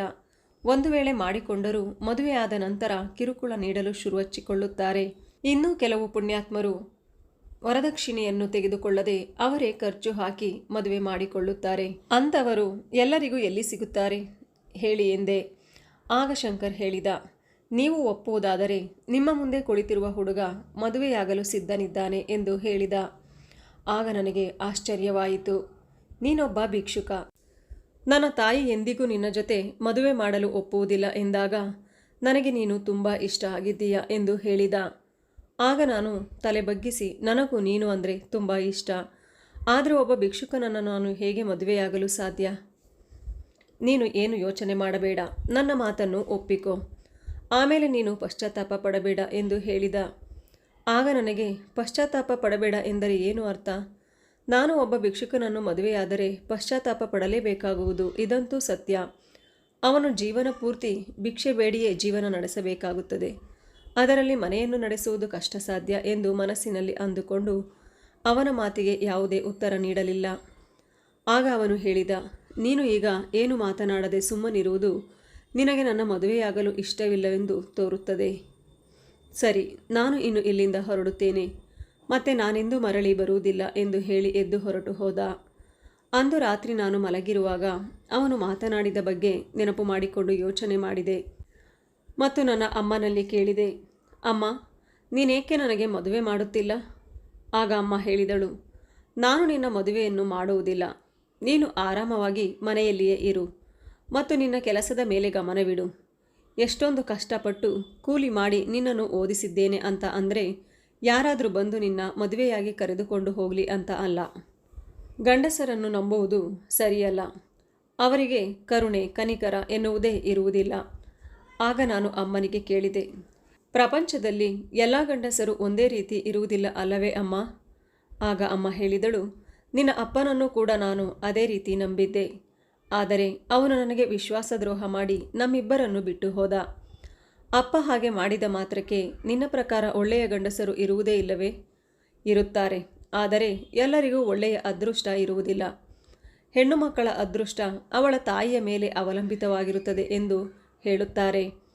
ನಿನ್ನ ಅಮ್ಮನೂ ಕೂಡ ಅಂತ ನತದೃಷ್ಟ ಹೆಣ್ಣೆ. ನೀನು ಕೂಡ ಹಾಗೆ. ಅದಕ್ಕಾಗಿ ನೀನು ಈ ವಿಷಯದ ಬಗ್ಗೆ ಹೆಚ್ಚಾಗಿ ಚಿಂತಿಸುವುದು ಬೇಡ. ನಾನು ಜೀವಂತವಾಗಿರುವವರೆಗೂ ನಿನ್ನ ಮದುವೆ ಮಾಡುವುದಿಲ್ಲ. ಒಂದು ವೇಳೆ ನೀನು ಮದುವೆ ಆಗಲೇಬೇಕು ಅಂದುಕೊಂಡಿದ್ದರೆ ನಿನ್ನ ತಾಯಿ ಬೇಗ ಆ ದೇವರ ಪಾದ ಸೇರಿಕೊಳ್ಳಲಿ ಎಂದು ಆ ಭಗವಂತನ ಹತ್ತಿರ ಬೇಡಿಕೋ. ಅಮ್ಮ, ನೀನು ಏಕೆ ಈ ರೀತಿ ಮಾತನಾಡುತ್ತಿದ್ದೀಯಾ? ನಾನೇಕೆ ಹಾಗೆ ಬೇಡಿಕೊಳ್ಳಲಿ ಎಂದು ಹೇಳಿ ಸುಮ್ಮನಾದೆ. ಆದರೆ ಅಮ್ಮ ನಾನು ನನ್ನ ಮದುವೆಯ ಬಗ್ಗೆ ಕೇಳಿದಾಗಲೆಲ್ಲ ಇದೇ ಉತ್ತರ ನೀಡುತ್ತಿದ್ದಳು. ಕೊನೆಗೆ ನನಗೆ ಅರ್ಥವಾಯಿತು, ಅಮ್ಮನಂತೂ ನನಗೆ ಮದುವೆ ಮಾಡುವುದಿಲ್ಲ. ಹಾಗಂತ ನನ್ನ ಇಚ್ಛೆಯ ಪ್ರಕಾರ ಮದುವೆಯಾಗಬೇಕೆಂದುಕೊಂಡು ಅಮ್ಮನು ಸಾಯಲಿ ಎಂದು ಬಯಸುವಂಥವಳು ನಾನಲ್ಲ. ಇತ್ತ ಶಂಕರ್ 3-4 ದಿನವಾದರೂ ನಮ್ಮ ಮನೆ ಕಡೆ ಬಂದಿರಲಿಲ್ಲ. ನಾನು ತುಂಬ ಚಿಂತೆಗೊಳಗಾದೆ. ಯಾಕೋ ಗೊತ್ತಿಲ್ಲ, ಅವನ ಎಲ್ಲ ಮಾತುಗಳು ಮತ್ತೆ ನನಗೆ ನೆನಪಾಗತೊಡಗಿದವು. ಅವನ ಮಾತಿನಲ್ಲಿ ನನಗೆ ವಿಶ್ವಾಸವಿತ್ತು. ಆತ ನನ್ನನ್ನು ತುಂಬ ಪ್ರೀತಿಸುತ್ತಿದ್ದಾನೆ. ನನ್ನ ಜೀವನದುದ್ದಕ್ಕೂ ಇವನೇ ಮೊದಲ ಬಾರಿಗೆ ನನ್ನನ್ನು ಇಷ್ಟು ಪ್ರೀತಿಸುತ್ತಿರುವುದು. ನನಗೂ ಕೂಡ ಅವನಿಂದ ಪ್ರೀತಿ ಸಿಕ್ಕಿದೆ. ಇದೇ ಪ್ರೀತಿಯನ್ನು ಅಲ್ಲವೇ ನಾನು ಬಯಸಿದ್ದು? ಜೀವನದಲ್ಲಿ ಇಂತಹ ಪ್ರೀತಿ ದೊರೆತರೆ ಅವರಂಥ ಅದೃಷ್ಟವಂತರು ಈ ಭೂಮಿಯ ಮೇಲೆ ಯಾರೂ ಇರುವುದಿಲ್ಲ. ನನ್ನ ಸ್ನೇಹಿತೆಯರೆಲ್ಲ ಮದುವೆಯಾಗುವಾಗ ಕೇವಲ ಆಸ್ತಿ, ಅಂತಸ್ತು, ಸೌಂದರ್ಯ ನೋಡಿ ಮದುವೆಯಾಗಿದ್ದರು. ಆದರೆ ಅವರಲ್ಲಿ ಯಾರೂ ಸುಖವಾಗಿರಲಿಲ್ಲ. ಒಬ್ಬೊಬ್ಬರಲ್ಲೂ ಒಂದೊಂದು ಸಮಸ್ಯೆ ಇತ್ತು. ಯಾರ ಜೀವನವೂ ನೆಮ್ಮದಿಯಾಗಿರಲಿಲ್ಲ. ಹಾಗಾಗಿ ಶಂಕರ್ ನನ್ನ ಜೀವನದಲ್ಲಿ ಮಹತ್ವದ ದಾರಿಯಾಗಿದ್ದಾನೆ. ನನಗೆ ಬೇರೆ ದಾರಿಯೂ ಇಲ್ಲ. 2 ದಿನಗಳ ನಂತರ ನನಗೆ ಶಂಕರ್ ಹೊರಗಡೆ ಹೋದಾಗ ಕಾಣಿಸಿಕೊಂಡ. ಅವನು ಈಗ ನಮ್ಮ ಮನೆಗೆ ಬರುತ್ತಿರಲಿಲ್ಲ. ಬದಲಾಗಿ ಅವನ ಭಿಕ್ಷೆಯ ಕೆಲಸದಲ್ಲಿ ನಿರತನಾಗಿದ್ದ. ನಾನು ಅವರ ಬಳಿ ಓಡಿ ಹೋಗಿ ಅವರನ್ನು ಮಾತನಾಡಿಸಿದೆ. ಆಗ ಅವರು ನನ್ನ ಬಳಿ ಯಾವ ರೀತಿ ನಡೆದುಕೊಂಡರೆಂದರೆ, ನಾನು ಅವನಿಗೆ ಗೊತ್ತೇ ಇಲ್ಲವೇನೋ ಎಂಬಂತೆ ನಾಟಕ ಮಾಡಿದ. ಆಗ ನನಗೆ ಹೇಗಾಯಿತು ಎಂದರೆ, ನಾನು ಇಂದು ಅವನ ಬಳಿ ಭಿಕ್ಷುಕೆಯಾಗಿದ್ದೆ. ಅವನ ಬಳಿ ಪ್ರೀತಿಗಾಗಿ ಅವರಲ್ಲಿ ಭಿಕ್ಷೆ ಬೇಡುತ್ತಿದ್ದೆ ಎಂದು ಅನಿಸುತ್ತಿತ್ತು. ಮತ್ತು ಅವನು ಹೇಳಿದ, ಇಲ್ಲಿಂದ ನೀನು ಬೇಗ ಹೊರಟು ಹೋಗು, ದಯವಿಟ್ಟು ನನ್ನನ್ನು ಕ್ಷಮಿಸು, ಈಗ ನನ್ನ ಬಳಿ ಏನೂ ಇಲ್ಲ ಎಂದಾಗ ನಾನು ಹೇಳಿದೆ, ನೀನು ಈ ರೀತಿ ಏಕೆ ಮಾತನಾಡುತ್ತಿದ್ದೀಯಾ ಎಂದಾಗ, ನೀನು ಈಗ ನನ್ನಿಂದ ದೂರ ಇರು, ನೀನು ಒಳ್ಳೆಯ ಸಂಸ್ಕಾರದ ಹುಡುಗಿ, ಹೇಗಿದ್ದರೂ ನನ್ನ ಮತ್ತು ನಿಮ್ಮ ನಡುವಿನ ಸಂಬಂಧಕ್ಕೆ ಯಾವುದೇ ಅರ್ಥವಿಲ್ಲ. ಅದಕ್ಕೆ ನಾನು ಹೇಳಿದೆ, ನಿನಗೆ ನನ್ನ ಮೇಲೆ ತುಂಬ ಕೋಪ ಬಂದಿರಬೇಕು, ನೀನು ನನಗೆ ಯೋಚಿಸಲು ಸಮಯ ಕೊಡು. ಆಗ ಅವನು ನನ್ನನ್ನು ಆಶ್ಚರ್ಯದಿಂದ ನೋಡಿದನು. ಇಲ್ಲಿ ಕೇಳು, ನಾನು ನಿನ್ನನ್ನು ಮದುವೆಯಾಗಲು ತಯಾರಾಗಿದ್ದೇನೆ, ಆದರೆ ನನ್ನದೊಂದು ಕಂಡೀಷನ್ ಇದೆ. ನೀನು ನನ್ನನ್ನು ಯಾವಾಗಲೂ ಸಂತೋಷವಾಗಿರುವಂತೆ ನೋಡಿಕೊಳ್ಳಬೇಕು, ಯಾವಾಗಲೂ ನನ್ನನ್ನು ಮಾತ್ರ ಪ್ರೀತಿಸಬೇಕು, ಎಂದು ಬದಲಾಗಬಾರದು ಎಂದು ಕೇಳಿದೆ. ಆಗ ಅವನು ಹೇಳಿದ, ನಾನೆಂದೂ ಬದಲಾಗುವುದಿಲ್ಲ, ಹೇಗಿದ್ದರೂ ನಾನು ನಿಮ್ಮನ್ನು ತುಂಬ ಪ್ರೀತಿಸುತ್ತಿದ್ದೇನೆ. ಹಾಗಿದ್ದ ಮೇಲೆ ನಾನೇಕೆ ಬದಲಾಗಲಿ? ಇದಾದ ನಂತರ ನಾನು ಅಮ್ಮನಿಲ್ಲದ ಸಮಯದಲ್ಲಿ ಮನೆಯಿಂದ ಹೊರಹೋಗಿ ಕದ್ದು ಮುಚ್ಚಿ ಭಿಕ್ಷುಕನೊಂದಿಗೆ ನನ್ನ ಮದುವೆ ಮಾಡಿಕೊಂಡೆ. ಈಗ ಅವನು ನನ್ನ ಗಂಡನಾಗಿದ್ದ. ಪ್ರತಿದಿನ ಅವನು ನಮ್ಮ ಮನೆಗೆ ಭಿಕ್ಷೆ ಬೇಡಲು ಬರುತ್ತಿದ್ದ. ನಾನು ಅವನಿಗೆ ಊಟ ನೀಡುತ್ತಿದ್ದೆ. ಮೊದಲಿನಂತೆ ಬಟ್ಟೆಗಳನ್ನು ಕೊಡುತ್ತಿದ್ದೆ. ನನ್ನ ಹತ್ತಿರ ಸಂಬಳದಲ್ಲಿ ಉಳಿದ ಸ್ವಲ್ಪ ಹಣವನ್ನು ಸಹ ನೀಡಿ, ನೋಡು, ನೀನು ಇದನ್ನು ತೆಗೆದುಕೊಂಡು ಯಾವುದಾದರೂ ಒಂದು ಸಣ್ಣ ಪುಟ್ಟ ವ್ಯಾಪಾರ ಮಾಡು. ಅದರಿಂದ ಬಂದ ಆದಾಯದಲ್ಲಿ ಮುಂದೆ ಒಂದು ಪುಟ್ಟ ಮನೆಯನ್ನು ನಮಗಾಗಿ ಕಟ್ಟಿಕೊಳ್ಳೋಣ. ಏಕೆಂದರೆ ನಾವಿಬ್ಬರೂ ಸರಿಯಾಗಿ ಮಾತನಾಡಲು ಸಾಧ್ಯವಾಗುತ್ತಿರಲಿಲ್ಲ, ಒಂದೇ ಮನೆಯಲ್ಲಿ ಇರಲು ಸಾಧ್ಯವಿರಲಿಲ್ಲ. ಅಷ್ಟಕ್ಕೂ ಅವನು ನನ್ನ ಗಂಡನಾಗಿದ್ದ. ಹೀಗೆ ದೂರದಿಂದಲೇ ಒಬ್ಬರನ್ನು ಒಬ್ಬರು ನೋಡುವುದು ಮತ್ತು ಹೀಗೆ ಮದುವೆಯಾಗಿ ಒಬ್ಬರಿಗೊಬ್ಬರು ದೂರ ಇರುವುದು ತುಂಬ ವಿಚಿತ್ರವೆನಿಸಿತು. ಮದುವೆಯಾಗುತ್ತಿದ್ದಂತೆ ನಮ್ಮ ಪರಿಸ್ಥಿತಿಯೂ ಕೂಡ ಬದಲಾಗಿ ಹೋಗುತ್ತದೆ. ಆ ಪರಿಸ್ಥಿತಿಯನ್ನು ನಾನು ಮತ್ತೆ ಶಂಕರ್ ಇಬ್ಬರೂ ಸೇರಿಕೊಂಡು ಎದುರಿಸುತ್ತಿದ್ದೆವು. ಆದರೆ ಒಂದು ದಿನ ನಡೆದ ಘಟನೆಯ ಬಗ್ಗೆ ನಾನು ದಂಗಾಗಿ ಹೋದೆ. ಆ ದಿನ ಶಂಕರ್ ಮನೆಗೆ ಬಂದು ಮತ್ತು ತನ್ನ ಚೀಲದಿಂದ ಕೆಲವೊಂದು ನೋಟುಗಳನ್ನು ಹೊರತೆಗೆದು ನನಗೆ ನೀಡಿದ. ಅದನ್ನು ನೋಡಿ ನನಗೆ ಆಶ್ಚರ್ಯವಾಯಿತು. ಅದರಲ್ಲಿ 2,000 ರೂಪಾಯಿಗಳ ನೋಟುಗಳಿದ್ದವು. ಆಗ ನಾನು ಕೇಳಿದೆ, ಇದನ್ನು ಎಲ್ಲಿಂದ ತಂದಿರಿ ಎಂದಾಗ ಅವನು ಹೇಳಿದ, ಇಂದಿನಿಂದ ನೀನು ನನಗೆ ಹಣ ಕೊಡುವ ಅವಶ್ಯಕತೆ ಇಲ್ಲ, ಬದಲಾಗಿ ನಾನೇ ನಿನಗೆ ಹಣ ಕೊಡುತ್ತೇನೆ. ನಾನು ಎಲ್ಲಿಂದ ಈ ಹಣ ತಂದಿದ್ದೇನೆ ಎಂದು ಈಗ ಮಾತ್ರ ನನ್ನನ್ನು ಕೇಳಬೇಡ, ಸಮಯ ಬಂದಾಗ ನಾನೇ ತಿಳಿಸುತ್ತೇನೆ. ಆದರೆ ಪ್ರತಿದಿನ ನಾನು ಇದೇ ರೀತಿ ಹಣವನ್ನು ತಂದು ನಿನಗೆ ಕೊಡುತ್ತೇನೆ. ನೀನು ಪ್ರತಿದಿನ ಈ ಹಣವನ್ನು ಕೂಡಿಡು ಮತ್ತು ನಿನ್ನ ಮದುವೆಯ ವರದಕ್ಷಿಣೆಗಾಗಿ ಇದನ್ನು ಜೋಪಾನವಾಗಿ ಇಟ್ಟುಕೋ. ಏಕೆಂದರೆ ಈ ವರದಕ್ಷಿಣೆಯ ಹಣ ನಾಳೆ ನಮ್ಮ ಕೆಲಸಕ್ಕೆ ಬರುತ್ತದೆ. ನೀನು ಏನನ್ನು ಖರೀದಿಸಬೇಕೋ ಅದೆಲ್ಲವನ್ನು ಖರೀದಿಸು. ಅಂದರೆ ಒಂದು ಮನೆ ಅಂತ ಮಾಡಿದಾಗ ಆ ಮನೆಗೆ ಏನೇನು ವಸ್ತುಗಳು ಬೇಕು ಅದನ್ನೆಲ್ಲ ಖರೀದಿಸು. ಇದರ ಬಗ್ಗೆ ನಿನ್ನ ತಾಯಿ ಏನಾದರೂ ಕೇಳಿದರೆ ಇದನ್ನು ತಿಂಗಳ ಕಂತಿನಲ್ಲಿ ಕಟ್ಟಿ ತೆಗೆದುಕೊಳ್ಳುತ್ತಿದ್ದೇನೆ ಎಂದು ಹೇಳು. ಅದನ್ನೆಲ್ಲ ಖರೀದಿಸಿ ನಿನ್ನ ಬಳಿ ಏನಾದರೂ ಹಣ ಉಳಿದರೆ ಅದನ್ನು ಜೋಪಾನವಾಗಿ ಕೂಡಿಟ್ಟುಕೋ. ಆಗ ನಾನು ಅವರಲ್ಲಿ ಕೇಳಿದೆ, ನೀವು ಯಾವುದೇ ಕೆಟ್ಟ ಕೆಲಸ ಮಾಡುತ್ತಿಲ್ಲ ತಾನೇ? ಅಂತಹ ಕೆಲಸದಿಂದ ಏನಾದರೂ ನೀನು ಸಂಪಾದನೆ ಮಾಡಿ ತಂದಿದ್ದರೆ ದಯವಿಟ್ಟು ನನಗೆ ಈ ಹಣ ಬೇಡ ಎಂದು ಹೇಳಿದೆ. ನನ್ನನ್ನು ಅರ್ಥ ಮಾಡಿಕೊ, ನಾನೊಬ್ಬ ಭಿಕ್ಷುಕ. ನನಗೆ ಇದಕ್ಕಿಂತಲೂ ಕೆಟ್ಟ ಕೆಲಸ ಬೇರೆ ಏನಿದೆ? ನಾನು ಯಾವುದೇ ಕೆಟ್ಟ ಕೆಲಸ ಮಾಡುವುದಿಲ್ಲ. ಅವನು ಪ್ರತಿದಿನ ಹೀಗೆ ತುಂಬ ಹಣವನ್ನು ತರುತ್ತಿದ್ದನು. ಒಂದು ದಿನ ನನ್ನ ಅಮ್ಮ ಅವರನ್ನು ನೋಡಿದಳು ಮತ್ತು ಕೇಳಿದಳು, ನಿನಗೆ ಮಾಡಲು ಬೇರೆ ಕೆಲಸ ಇಲ್ಲವೇ? ಪ್ರತಿದಿನ ನಮ್ಮ ಮನೆಗೆ ಭಿಕ್ಷೆ ಬೇಡಲು ಬರುತ್ತೀಯಾ? ನಾವು ತುಂಬ ಜೋರಾಗಿರುವವರಂತೆ ನಿನಗೆ ಕಾಣುತ್ತಿದ್ದೇವಾ? ಇಲ್ಲ ಯಾರಾದರೂ ನಿನ್ನ ಬಳಿ ಹೇಳಿದ್ದಾರೆಯೇ? ನಾವು ನೀನು ತಿಳಿದುಕೊಂಡಿರುವ ಹಾಗೆ ಶ್ರೀಮಂತರಲ್ಲ. ನಮ್ಮ ಬಳಿ ಏನೂ ಇಲ್ಲ, ಕ್ಷಮಿಸು, ಈಗ ಇಲ್ಲಿಂದ ಹೋಗು. ಆಗ ನಮ್ಮ ಮನೆಗೆ ಅಮ್ಮನ ತವರು ಮನೆ ಕಡೆಯವರಾದ ಗಂಗಕ್ಕ ಕೂಡ ಬಂದಿದ್ದರು. ನಾನು ಅವರ ಮುಂದೆ ಏನು ಹೇಳಲು ಸಾಧ್ಯವಾಗುತ್ತಿರಲಿಲ್ಲ. ಆಗ ಶಂಕರ್ ಅಮ್ಮನ ಮಾತನ್ನು ಕೇಳಿ ಏನು ಮಾತನಾಡದೆ ಅಲ್ಲಿಂದ ಸುಮ್ಮನೆ ಹೊರಟು ಹೋದ. ಆದರೆ ನನಗೆ ತುಂಬ ಬೇಜಾರಾಗಿತ್ತು. ಮನಸ್ಸಿನಲ್ಲಿ ನೀವು ಯಾರನ್ನು ಭಿಕ್ಷುಕನೆಂದು ತಿಳಿದುಕೊಂಡಿದ್ದೀರಾ? ಅವರು ನನ್ನ ಗಂಡ ಎಂದು ನಾನು ಅವರಿಗೆ ಹೇಗೆ ಹೇಳಲಿ? ಶಂಕರ್ ಇಲ್ಲಿಂದ ಹೊರಟು ಹೋದ ಮೇಲೆ ನಾನು ಗಂಗಕ್ಕ ಹೇಳಿದ ಆ ಮಾತಿಗೆ ನನ್ನ ತಲೆಯ ಮೇಲೆ ಆಕಾಶವೇ ಕಳಚಿ ಬಿದ್ದ ಹಾಗೆ ಆಯಿತು. ಗಂಗಕ್ಕ ಹೇಳಿದರು, ನಿನ್ನ ಮಗಳು ದೊಡ್ಡವಳಾಗುತ್ತಿದ್ದಾಳೆ. ಇವಳಿಗೆ ಎಷ್ಟೊಂದು ವಯಸ್ಸಾಗಿದೆ ಎಂದರೆ ಇಲ್ಲಿಯವರೆಗೆ ಇವಳಿಗೆ ಯಾವುದೇ ಸಂಬಂಧ ಕೂಡಿ ಬಂದಿಲ್ಲ. ಇವಳಿಗಾಗಿ ನಾನು ಏನಾದರೂ ಮಾಡಲೇಬೇಕು. ಆಗ ಅಮ್ಮ ಹೇಳಿದಳು, ನೀನೇನು ಮಾಡುತ್ತೀಯಾ? ನನಗೂ ಸ್ವಲ್ಪ ಹೇಳು ಎನ್ನುತ್ತಾ ಇಬ್ಬರು ಜೋರಾಗಿ ನಗುತ್ತಾ ಮಾತನಾಡುತ್ತಿದ್ದರು. ಆಗ ಗಂಗಕ್ಕ ಹೇಳಿದರು, ಇವಳ ಮದುವೆಯನ್ನು ನನ್ನ ದೊಡ್ಡ ಮೈದುನನೊಂದಿಗೆ ಮಾಡಿಸಿಬಿಡು ಎಂದಾಗ ನನ್ನ ಅಮ್ಮ ಜೋರಾಗಿ ಕಿರುಚುತ್ತಾ ಹೇಳಿದಳು, ನಿನಗೆ ನಾಚಿಕೆಯಾಗುವುದಿಲ್ಲವೇ? ನಿನ್ನ ವಯಸ್ಸಾದ ಆ ಮೈದುನನಿಗೆ ನನ್ನ ಇಷ್ಟು ಚಿಕ್ಕ ವಯಸ್ಸಿನ ಮಗಳು ಬೇಕೇನು? ಅವರು ಮೊದಲೇ ಮದುವೆಯಾಗಿ ತನ್ನ ಸ್ವಂತ ಹೆಂಡತಿಗೆ ವಿಚ್ಛೇದನ ನೀಡಿದ್ದಾನೆ ಮತ್ತು ಈಗಲೂ ಕೂಡ ಅವಳ ಹಾಗೂ ಅವಳ ಮಕ್ಕಳ ಖರ್ಚು ವೆಚ್ಚಗಳನ್ನು ನೋಡಿಕೊಳ್ಳುತ್ತಿದ್ದಾನೆ. ಆಗ ಗಂಗಕ್ಕ ಹೇಳಿದಳು, ನಿನಗೇನಾಗಿದೆ? ನಿನ್ನ ಮಗಳಲ್ಲಿ ಅಂಥದ್ದೇನಿದೆ? ನೋಡಲು ಅಷ್ಟೇನು ಚೆನ್ನಾಗಿಲ್ಲ. ಏನೋ ಸ್ವಲ್ಪ ಓದಿದ್ದಾಳೆ. ಅದರಿಂದ ಏನಾಗುತ್ತದೆ? ತಿಂಗಳಿಗೆ 10,000 to 12,000 ದುಡಿಯಬಹುದು ಅಷ್ಟೇ ಅಲ್ವಾ? ಹಾಂ, ಅವನ ಮೊದಲ ಹೆಂಡತಿ ಅವನ ಜೊತೆ ಸರಿಯಾಗಿ ಸಂಸಾರ ಮಾಡದೆ ದುರಹಂಕಾರದಿಂದ ಮೆರೆಯುತ್ತಿದ್ದಳು. ಅಂಥವರಿಗೆ ವಿಚ್ಛೇದನ ಕೊಡದೆ ಮತ್ತೇನು ಮಾಡಬೇಕು? ಆದರೆ ಇವಳಂತೂ ನಮ್ಮ ಮನೆಯ ಹುಡುಗಿ. ಅದು ನಮ್ಮ ಮನೆ ಇದ್ದ ಹಾಗೆ ಇದೆ. ಗಂಡನ ಮನೆ ಎಂದರೆ ಅವಳಿಗೆ ಬೇರೆ ಮನೆಯಂತೆ ಅನಿಸುವುದಿಲ್ಲ. ನಾನು ನಿನ್ನ ಹತ್ತಿರದ ಸಂಬಂಧಿ. ನಿನ್ನ ಮಗಳು ನನ್ನ ತಂಗಿಯಾಗಿ ಆ ಮನೆಗೆ ಬಂದರೆ ನಾನು ಇವಳನ್ನು ಚೆನ್ನಾಗಿ ನೋಡಿಕೊಳ್ಳುತ್ತೇನೆ ಎಂದು ಕೇಳಿದಾಗ ಅಮ್ಮ ತುಂಬ ಚಿಂತೆಗೊಳಗಾದಳು. ಅವರಿಗೆ ಅದರ ಜೊತೆಗೆ ಸಿಟ್ಟು ಕೂಡ ಬಂತು. ಆದರೆ ಗಂಗಕ್ಕ ಹೇಳಿದ ಮಾತಿಗೆ ಈಗ ಅಮ್ಮನೂ ಕೂಡ ತಲೆಕೆಡಿಸಿಕೊಂಡು ಯೋಚಿಸತೊಡಗಿದಳು. ಆಗ ಮತ್ತೆ ಗಂಗಕ್ಕ ಹೇಳಿದಳು, ಈ ಮನೆಯನ್ನು ಬಿಟ್ಟು ಬಿಡು. ನೀವು ಬಾಡಿಗೆ ಮನೆಯಲ್ಲಿದ್ದೀರಿ. ಇಬ್ಬರಿಗಾಗಿ ನೀನು ಬಾಡಿಗೆ ಕಟ್ಟುತ್ತಿದ್ದೀಯಾ? ನೀನು ಕೂಡ ನಿನ್ನ ಮಗಳ ಜೊತೆ ನಮ್ಮ ಮನೆಗೆ ಬಾ. ನನ್ನ ಗಂಡನು ಕೂಡ ತೀರಿ ಹೋಗಿದ್ದಾನೆ. ನೀವಿಬ್ಬರು ಅಲ್ಲೇ ಇರಬಹುದು. ಇದರಿಂದ ನಿನಗೆ ಯಾವುದೇ ತೊಂದರೆಯಾಗುವುದಿಲ್ಲ. ನಿನ್ನ ಮಗಳಿಂದ ದೂರ ಇರುವ ಅವಶ್ಯಕತೆಯೂ ಇರುವುದಿಲ್ಲ. ನಮ್ಮ ಮನೆಯಲ್ಲಿ ಟೆರೆಸ್ ಮೇಲೆ ಒಂದು ರೂಮ್ ಖಾಲಿ ಇದೆ. ಅಲ್ಲಿ ನೀನು ಉಳಿದುಕೊಳ್ಳಲು ನಾನು ವ್ಯವಸ್ಥೆ ಮಾಡುತ್ತೇನೆ. ಇನ್ನು ನಿನಗೆ ವರದಕ್ಷಿಣೆಯ ಅವಶ್ಯಕತೆ ಏನಿದೆ? ಈ ಮನೆಯಲ್ಲಿ ಏನೆಲ್ಲ ಸಾಮಾನುಗಳಿವೆಯೋ ಅದೆಲ್ಲವನ್ನು ಎತ್ತಿಕೊಂಡು ಅಲ್ಲಿಗೆ ಬಂದು ಬಿಡು. ಗಂಗಕ್ಕ ಅಮ್ಮನ ಮೇಲೆ ಎಂಥ ಜಾದು ಮಾಡಿದಳೆಂದರೆ, ನನ್ನ ಮದುವೆ ನಂತರ ಅಮ್ಮ ಒಂಟಿಯಾಗಿ ಇರದಂತೆ, ಒಂದು ಪೈಸೆ ವರದಕ್ಷಿಣೆ ನೀಡದಂತೆ ಮತ್ತು ಮದುವೆಯನ್ನು ಕೂಡ ಯಾವುದೇ ಷರತ್ತು ಇಲ್ಲದೆ ಮಾಡಿಕೊಳ್ಳುತ್ತೇನೆ ಎಂದು ಭರವಸೆಯನ್ನು ನೀಡಿ ಮುಗುಳ್ನಕ್ಕಳು. ಆಗ ಗಂಗಕ್ಕನಿಗೆ ಅರ್ಥವಾಗಿತ್ತೇನೋ ಇವಳಿಗೆ ಮದುವೆಗೆ ಒಪ್ಪಿಕೊಳ್ಳಲು ಬಿಟ್ಟು ಬೇರೆ ದಾರಿ ಯಾವುದೂ ಇಲ್ಲವೆಂದು. ಮತ್ತು ಗಂಗಕ್ಕ ಸರಿಯಾದ ಸಮಯ ನೋಡಿ ಗುರಿ ಇಟ್ಟಳು. ಆ ಗುರಿ ತಪ್ಪಲಿಲ್ಲ. ಅವಳು ತನ್ನ ದುಷ್ಟ ಮತ್ತು ಮೋಸಗಾರ ಮೈದುನನಿಗೆ ನನ್ನನ್ನು ಮದುವೆ ಮಾಡಿಕೊಳ್ಳಲು ಪ್ರಯತ್ನಿಸುತ್ತಿದ್ದಳು ಮತ್ತು ಈ ಮದುವೆ ಆಗುವುದರಲ್ಲಿತ್ತು. ಆದರೆ ನನ್ನ ಮದುವೆ ಮೊದಲೇ ಆಗಿದೆ ಎಂದು ನಾನು ಇವರಿಗೆ ಹೇಗೆ ಹೇಳಲಿ? ನಾನೀಗಾಗಲೇ ಮದುವೆ ಆಗಿರುವುದರಿಂದ ಮತ್ತೊಂದು ಮದುವೆಯಾಗಲು ಸಾಧ್ಯವಿರಲಿಲ್ಲ. ನಂತರ ಗಂಗಕ್ಕ ಅಮ್ಮನಿಗೆ ಇರುವ ವಿಷಯವನ್ನೆಲ್ಲ ಹೇಳಿ ಮನೆಗೆ ಹೊರಟು ಹೋದಳು. ಆಗ ನಾನು ಅಮ್ಮನಿಗೆ ಹೇಳಿದೆ, ನಾನು ಮದುವೆ ಮಾಡಿಕೊಳ್ಳಲು ಸಾಧ್ಯವಿಲ್ಲ ಅಮ್ಮ.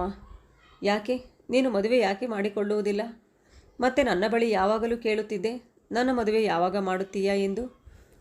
ಈಗ ಇದ್ದಕ್ಕಿದ್ದಂತೆ ನಿನಗೆ ಏನಾಗಿದೆ? ನಮ್ಮಂಥವರಿಗೆ ಈಗ ಒಳ್ಳೆಯ ಸಂಬಂಧ ಸಿಕ್ಕಿದೆ.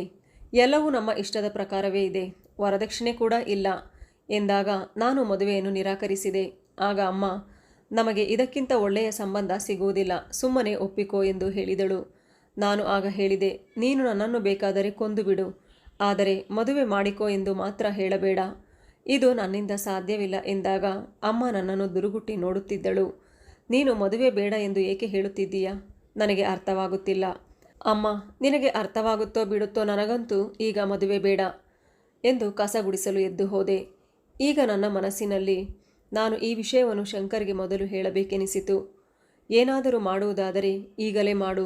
ನೀನು ಸ್ವಚ್ಛವಾದ ಒಳ್ಳೆಯ ಬಟ್ಟೆ ತೊಟ್ಟು ನನ್ನ ಮನೆಗೆ ಬಾ. ನಾನು ಅಮ್ಮನಿಗೆ ನೀನು ಭಿಕ್ಷುಕನಲ್ಲ ಎಂದು ಹೇಳಿ ನಿಭಾಯಿಸುತ್ತೇನೆ ಎಂದು ಮನಸ್ಸಿನಲ್ಲಿ ಅಂದುಕೊಳ್ಳುತ್ತಿದ್ದೆ. ಆದರೆ ಅವನು ನನ್ನ ಮನೆಗೆ ಈಗ ಬಂದರೆ ಸಾಕಾಗಿತ್ತು. ಇಲ್ಲಿಗೆ ಬಂದು ನಮ್ಮ ಮದುವೆಯ ಬಗ್ಗೆ ಮಾತನಾಡಲಿ ಎಂದುಕೊಂಡೆ. ಶಂಕರ್ ನಮ್ಮ ಮನೆಗೆ ಬಂದು 7 ದಿನಗಳಾಗಿದ್ದವು. ನಾನು ತುಂಬ ಚಿಂತೆಗೊಳಗಾಗಿದ್ದೆ. ನಾನು ಏನು ಮಾಡಬೇಕು ಎಂದು ನನಗೆ ಅರ್ಥವಾಗಲಿಲ್ಲ.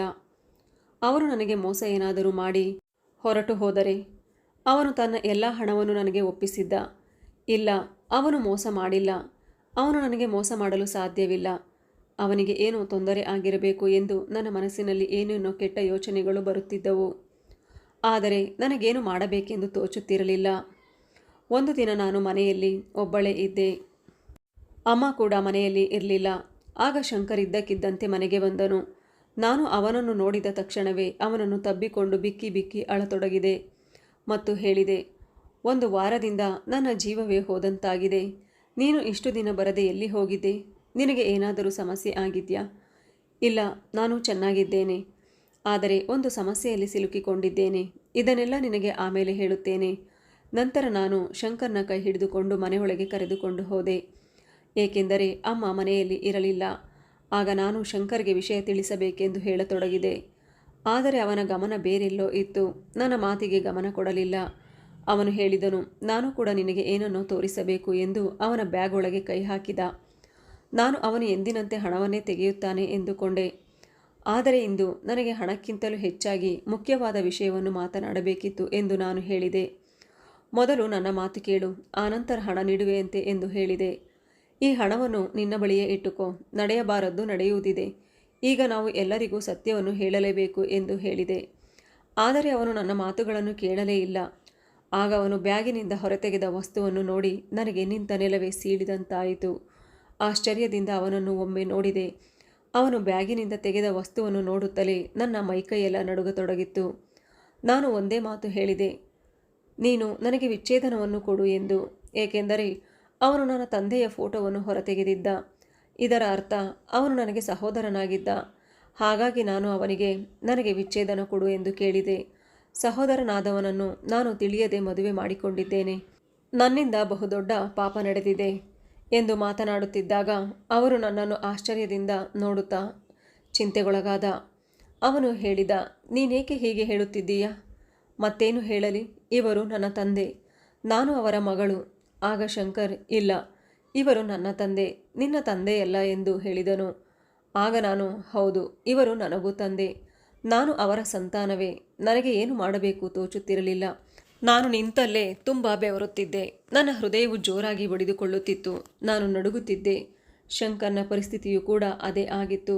ನಾವಿಬ್ಬರೂ ಸಹೋದರಿಯರಾಗಿದ್ದೆವು. ನಾನು ತುಂಬ ಜೋರಾಗಿ ಅಳುತ್ತಿದ್ದೆ. ಆಗ ಶಂಕರ್ ನನ್ನ ಜೊತೆ ಬಾ ಎಂದು ನನ್ನನ್ನು ತಂದೆಯ ಬಳಿಗೆ ಕರೆದುಕೊಂಡು ಹೋದನು. ನಾನು ನನ್ನ ತಂದೆಯನ್ನು ನೋಡಿ ಅವರನ್ನು ಮುಟ್ಟಿ ಮಾತನಾಡಿಸಲು ಹೋದೆ. ಆದರೆ ನನ್ನ ತಂದೆ ಅಲ್ಲಿಂದಲೇ ಕೈ ತೋರಿಸಿ ಅಲ್ಲೇ ನಿಲ್ಲು ಎಂದು ಹೇಳಿದರು. ಈ ಹುಡುಗಿಯನ್ನು ಈಗಲೇ ಇಲ್ಲಿಂದ ಕರೆದುಕೊಂಡು ಹೋಗು ಎಂದರು. ಮತ್ತು ಆಗ ನನಗೆ ತಿಳಿಯಿತು, ಶಂಕರ್ ಭಿಕ್ಷುಕನಾಗಿರಲಿಲ್ಲ. ಬದಲಾಗಿ ಅವನು ಭಿಕ್ಷುಕದ ನಾಟಕ ಮಾಡುತ್ತಿದ್ದ. ಅವನು ದೊಡ್ಡ ಶ್ರೀಮಂತನಾಗಿದ್ದ. ಒಂದು ಒಳ್ಳೆಯ ಸುಸಂಸ್ಕೃತದ ಮನೆಯಲ್ಲಿ ವಾಸ ಮಾಡುತ್ತಿದ್ದ. ನಾನು ಅಪ್ಪನಲ್ಲಿ ಹೇಳಿದೆ, ನಾನು ನಿಮ್ಮನ್ನು ನೋಡಿ ತುಂಬ ಭಾವುಕಳಾಗಿದ್ದೇನೆ. ನಾನು ನಿಮ್ಮ ಮಗಳು ಎಂದು. ಆಗ ಅಪ್ಪ ಹೇಳಿದರು, ಮಗಳು? ನೀನು ಯಾರ ಮಗಳು? ನೀನು ನನ್ನ ಮಗಳ ಹಾಗೆ ಕಾಣಿಸುತ್ತಿಲ್ಲ. ನೀನು ನನ್ನ ಮಗಳಲ್ಲ ಎಂದರು. ಆಗ ನಾನು ಹೇಳಿದೆ, ನಾನು ನಿಮ್ಮ ಮಗಳು. ನೀವು ನನ್ನನ್ನು ಮತ್ತು ಅಮ್ಮನನ್ನು ಬಿಟ್ಟು ಬಂದಿದ್ದೀರಿ. ಇಲ್ಲಿ ದೊಡ್ಡ ಮನೆಯಲ್ಲಿ ವಾಸ ಮಾಡುತ್ತಿದ್ದೀರಿ. ನಾವು ಒಂದು ಚಿಕ್ಕ ಮನೆಯಲ್ಲಿ 2 ಹೊತ್ತಿನ ಊಟಕ್ಕಾಗಿ ಕಷ್ಟಪಡುತ್ತಿದ್ದೇವೆ. ನಿಮಗೆ ನಮ್ಮ ಬಗ್ಗೆ ಸ್ವಲ್ಪವೂ ಚಿಂತೆ ಕಾಳಜಿ ಇಲ್ಲವೇ ಎಂದಾಗ ಅಪ್ಪ ಹೇಳಿದ ಆ ಸತ್ಯದಿಂದ ನನಗೆ ಆಕಾಶವೇ ತಲೆಯ ಮೇಲೆ ಕಳಚಿ ಬಿದ್ದ ಹಾಗೆ ಆಯಿತು. ನಿನ್ನ ತಾಯಿ ನಾನು ಮದುವೆಯಾಗುವ ಹುಡುಗಿಯಾಗಿದ್ದಳು. ನಾವಿಬ್ಬರು ತುಂಬ ಪ್ರೀತಿಸುತ್ತಿದ್ದೆವು. ಆದರೆ ಮದುವೆಗೂ ಮೊದಲು ಅವಳು ಗರ್ಭವತಿಯಾಗಿದ್ದಾಳೆ ಎಂದು ನನಗೆ ತಿಳಿಯಿತು. ಅವಳ ಹೊಟ್ಟೆಯಲ್ಲಿ ಬೇರೆ ಯಾರದ್ದೋ ಮಗುವಿದೆ ಎಂದು ನನಗೆ ಗೊತ್ತಾಯಿತು. ನನ್ನ ಜೊತೆ ಮದುವೆ ಫಿಕ್ಸ್ ಆಗುವ ಮೊದಲೇ ಅವಳಿಗೆ ಮತ್ತೊಬ್ಬ ಹುಡುಗನೊಂದಿಗೆ ಸಂಬಂಧವಿತ್ತು. ನನಗೆ ಮೋಸ ಮಾಡಿದಳು. ಆದ್ದರಿಂದ ನಾನು ಅವಳನ್ನು ಮದುವೆಯಾಗಿರಲಿಲ್ಲ ಮತ್ತು ಅವಳಿಗೆ ನೀನು ನಿನ್ನ ದಾರಿ ನೋಡಿಕೊ ಎಂದು ಹೇಳಿ ನನ್ನ ದಾರಿಯಲ್ಲಿ ನಾನು ಹೊರಟು ಬಂದಿದ್ದೆ. ಇಲ್ಲಿಯವರೆಗೆ ನಾನು ಅವಳ ಕಡೆ ತಿರುಗಿ ನೋಡಿಲ್ಲ. ನೀನು ಅವಳ ಮಗಳಾಗಿರಬಹುದು, ಆದರೆ ನಾನು ನಿನ್ನ ತಂದೆಯಲ್ಲ. ನಾನು ಆ ಹಳ್ಳಿಯನ್ನು ಬಿಟ್ಟು ಈ ಸಿಟಿಗೆ ಬಂದೆ. ಇಲ್ಲಿ ನನಗೆ ಬೇರೆ ಹುಡುಗಿಯ ಜೊತೆ ಮದುವೆಯಾಯಿತು. ಇವನು ನನ್ನ ಮಗ ಶಂಕರ್. ಇವನೊಬ್ಬ ಗುಪ್ತಚರನಾದ್ದರಿಂದ ಒಬ್ಬ ಭಿಕ್ಷುಕನಾಗಿ ತನ್ನ ಕೆಲಸ ಮಾಡುತ್ತಿದ್ದನು. ಅವನು ಒಂದು ಹುಡುಗಿಯನ್ನು ಪ್ರೀತಿಸುತ್ತಿದ್ದಾನೆ ಮತ್ತು ಅವಳನ್ನೇ ಮದುವೆ ಮಾಡಿಕೊಂಡಿದ್ದಾನೆ ಎಂದು ನನಗೆ ಮೊದಲೇ ತಿಳಿಸಿದ್ದನು. ಆದರೆ ಆ ಹುಡುಗಿ ನೀನಾಗಿದ್ದರೆ ನಾನೆಂದೂ ನಿನ್ನನ್ನು ನಮ್ಮ ಮನೆಯ ಸೊಸೆಯಾಗಿ ಒಪ್ಪಿಕೊಳ್ಳುವುದಿಲ್ಲ. ಏಕೆಂದರೆ ಅಮ್ಮ ಹೇಗಿರುತ್ತಾಳೋ ಮಗಳು ಹಾಗೇ ಇರುತ್ತಾಳೆ. ನನಗೆ ಅವರ ಮಾತುಗಳನ್ನು ಕೇಳಿ ಗರಬಡಿದಂತೆ ನಿಂತು ಬಿಟ್ಟಿದೆ. ಆಗ ಶಂಕರ್ ಹೇಳಿದರು, ಅಪ್ಪ, ಆ ರೀತಿಯೆಲ್ಲ ಏನೂ ಇಲ್ಲ. ಇವಳು ತುಂಬ ಒಳ್ಳೆಯವಳು. ನಾನು ಇವಳನ್ನು ನನ್ನ ಪ್ರಾಣಕ್ಕಿಂತಲೂ ಹೆಚ್ಚಾಗಿ ಪ್ರೀತಿಸುತ್ತೇನೆ. ಆಗ ಅಪ್ಪ ಹೇಳಿದರು, ಒಂದು ಹುಡುಗಿ ಭಿಕ್ಷುಕನೊಂದಿಗೆ ಮದುವೆಯಾಗುತ್ತಾಳೆ ಎಂದರೆ ಅವಳು ಏನನ್ನಾದರೂ ಮಾಡಬಹುದು. ಮನೆಗೆ ಬಂದ ಭಿಕ್ಷುಕರೊಂದಿಗೆ ಮದುವೆಯಾದರೆ ನಾಳೆ ನಮ್ಮ ಮನೆಯಲ್ಲಿ ಏನು ಮಾಡಬಹುದು? ಆಗ ಶಂಕರ್ ಹೇಳಿದ, ಅಪ್ಪ, ನೀವು ಈ ವಿಷಯವನ್ನು ಬೇರೆ ದಾರಿಯಲ್ಲಿ ನೋಡುತ್ತಿದ್ದೀರಾ. ನಾನು ಅದೇ ದಾರಿಯಲ್ಲಿ ಹೇಳುತ್ತಿದ್ದೇನೆ. ಈ ಹುಡುಗಿ ಒಬ್ಬ ಭಿಕ್ಷುಕನನ್ನು ಮದುವೆಯಾಗಿದ್ದಾಳೆ. ಇದರ ಅರ್ಥ ಅವಳಿಗೆ ಹಣ, ಆಸ್ತಿ, ಅಂತಸ್ತು ಇದು ಯಾವುದರ ಬಗ್ಗೆ ಪರಿವೇ ಇಲ್ಲ. ಇವಳಿಗೆ ನನ್ನ ಮೇಲೆ ಪ್ರೀತಿ ಇತ್ತು. ಒಂದು ವೇಳೆ ನೀವು ಇವಳನ್ನು ಸೊಸೆಯಾಗಿ ಸ್ವೀಕರಿಸುವುದಿಲ್ಲ ಎಂದಾದರೆ ನಾನು ಮನೆಯನ್ನು ಬಿಟ್ಟು ಹೋಗಬೇಕಾಗುವ ಪರಿಸ್ಥಿತಿ ಬರುತ್ತದೆ. ಹೀಗೆ ಅಪ್ಪ ಮಗನ ನಡುವೆ ಜಗಳ ಶುರುವಾಯಿತು. ನಾನು ನನ್ನದೇ ಲೋಕದಲ್ಲಿ ಮುಳುಗಿ ಹೋಗಿದ್ದೆ. ನಂತರ ಮರಳಿ ಮನೆಗೆ ಬಂದೆ. ಶಂಕರ್ ಹೇಳಿದ, ನಾನು ಹೇಗಾದರೂ ಅಪ್ಪನನ್ನು ಒಪ್ಪಿಸಿ ನಿಮ್ಮ ಮನೆಗೆ ಸಂಬಂಧ ಕೇಳಿಕೊಂಡು ಬರುತ್ತೇನೆ. ನಾನು ನಿನ್ನನ್ನು ಸಂಪ್ರದಾಯವಾಗಿ ಮದುವೆ ಮಾಡಿಕೊಂಡು ನನ್ನ ಮನೆಗೆ ಕರೆದುಕೊಂಡು ಹೋಗುತ್ತೇನೆ. ನಂತರ ನಾನು ಇಲ್ಲಿ ಮನೆಯಲ್ಲಿ ಅಮ್ಮನಿಗೆ ಎಲ್ಲ ವಿಷಯವನ್ನು ಹೇಳಿದೆ. ಅಮ್ಮ ನನ್ನ ಕೆನ್ನೆಗೊಂದು ಬಾರಿಸಿದಳು ಮತ್ತು ಹೇಳಿದಳು, ನಿನಗೆ ನಾಚಿಕೆ ಆಗುವುದಿಲ್ಲವೇ? ನೀನು ನನ್ನ ಬೆನ್ನ ಹಿಂದೆಯೇ ಇದೆಲ್ಲವನ್ನು ಮಾಡಿದ್ದೀಯಾ? ಆಗ ನಾನು ಅಮ್ಮನಿಗೆ ಹೇಳಿದೆ, ನೀವು ಕೂಡ ಇದನ್ನೇ ಮಾಡಿದ್ದೀರಿ ಎಂದಾಗ ಅಮ್ಮ ತಲೆ ತಗ್ಗಿಸಿದಳು. ನಾನು ಅಮ್ಮನಿಗೆ ಹೇಳಿದೆ, ನಿನ್ನ ಜೀವನದ ಸತ್ಯ ನನಗೆ ಎಲ್ಲ ತಿಳಿದಿದೆ. ಇಡೀ ಜೀವನ ನೀವು ನನಗೆ ಸುಳ್ಳು ಹೇಳುತ್ತಾ ಬಂದಿದ್ದೀರಿ. ಅಪ್ಪ ನಮ್ಮನ್ನು ಬಿಟ್ಟು ಹೋದರು ಎಂದು ಹೇಳುತ್ತಾ ಬಂದೆ ಅಲ್ಲವೇ? ಈಗ ನೀನು ನನ್ನ ನಿಜವಾದ ಅಪ್ಪ ಯಾರೆಂದು ಹೇಳು. ಅಮ್ಮ ಹೇಳಿದಳು, ಅವರು ಈಗ ಈ ಪ್ರಪಂಚದಲ್ಲಿ ಇಲ್ಲ. ಆಗ ನಾನು ಹೇಳಿದೆ, ನಾನು ನಿನ್ನಂತೆ ಯಾವುದೇ ಕೆಟ್ಟ ಕೆಲಸವನ್ನು ಮಾಡಿಲ್ಲ. ನಾನು ಪ್ರೀತಿಸಿ ಮದುವೆ ಮಾಡಿಕೊಂಡಿದ್ದೇನೆ. ಅದರಲ್ಲೂ ನಾನು ಪ್ರೀತಿಸಿದವನನ್ನೇ ನಾನು ಮದುವೆಯಾಗಿದ್ದೇನೆ. ಈಗ ನೀನು ನನ್ನನ್ನು ನನ್ನ ಗಂಡನ ಮನೆಗೆ ಕಳಿಸಿಕೊಡಲೇಬೇಕು. ಇದನ್ನೆಲ್ಲ ಕೇಳಿದ ಮೇಲೆ ಅಮ್ಮನಿಗೆ ಏನು ಮಾಡಲು ಸಾಧ್ಯವಿರಲಿಲ್ಲ. ಆದರೆ ನಾನು ಅಮ್ಮನನ್ನು ಬಿಟ್ಟು ಹೋಗಲು ಕೂಡ ಬಯಸಿರಲಿಲ್ಲ. ಹಾಗಂತ ನಾನು ಗಂಡನ ಮನೆಗೆ ಅಮ್ಮನನ್ನು ಕರೆದುಕೊಂಡು ಹೋಗಲು ಸಾಧ್ಯವಿರಲಿಲ್ಲ. ಅಲ್ಲಿ ಅವಳ ಮೊದಲ ಪ್ರೇಮಿ ಇದ್ದಾರೆ. ನಾನು ಏನು ಮಾಡಬೇಕು ನನಗೆ ಅರ್ಥವಾಗಲಿಲ್ಲ. ಆದರೆ ಶಂಕರ್ ನನ್ನೆಲ್ಲ ಸಮಸ್ಯೆಯನ್ನು ದೂರ ಮಾಡಿದರು. ನಾವು ಬೇರೆ ಮನೆ ಮಾಡಿಕೊಂಡು ಇರೋಣ. ನೀನು ಜೀವನವಿಡೀ ಅಪ್ಪನಿಂದ ಬಯಸಿಕೊಳ್ಳುವುದು ನನಗೆ ಇಷ್ಟವಿಲ್ಲ. ನಿನ್ನ ಅಮ್ಮ ನಮ್ಮ ಜೊತೆಗೆ ಇರಬಹುದು ಎಂದು ಹೇಳಿ ಶಂಕರ್ ಬೇರೆ ಮನೆ ಮಾಡಿದರು. ಶಂಕರ್ಗೆ ನನ್ನನ್ನು ನೋಡಿದರೆ ಒಂದು ರೀತಿಯ ಹೆಮ್ಮೆ ಎನಿಸುತ್ತಿತ್ತು. ಏಕೆಂದರೆ ನಾನು ಭಿಕ್ಷುಕನೆಂದು ತಿಳಿದರೂ ಅವಳು ನನ್ನನ್ನು ಮದುವೆಯಾದಳೆಂದು ಅವರು ನನ್ನನ್ನು ತುಂಬ ಚೆನ್ನಾಗಿ ನೋಡಿಕೊಳ್ಳುತ್ತಿದ್ದರು. ಅಮ್ಮನೂ ಕೂಡ ಈಗ ನೆಮ್ಮದಿಯಿಂದ ಸಂತೋಷವಾಗಿ ಇದ್ದಾಳೆ. ಈಗ ನಮ್ಮ ಬಳಿ ಎಲ್ಲ ಸವಲತ್ತುಗಳು ಇದ್ದವು. ನಾವಿಬ್ಬರು ಈಗ ನೆಮ್ಮದಿಯಿಂದ ಖುಷಿಯಾಗಿ ಜೀವನ ಕಳೆಯುತ್ತಿದ್ದೇವೆ. ಇದು ಇವತ್ತಿನ ಕಥೆಯಾಗಿತ್ತು. ಈ ಕತೆ ನಿಮಗೆ ಇಷ್ಟ ಆದರೆ ಒಂದು ಲೈಕ್ ಮಾಡಿ, ಶೇರ್ ಮಾಡಿ. ಮತ್ತೊಂದು ಕಥೆಯೊಂದಿಗೆ ಭೇಟಿಯಾಗೋಣ. ಧನ್ಯವಾದಗಳು.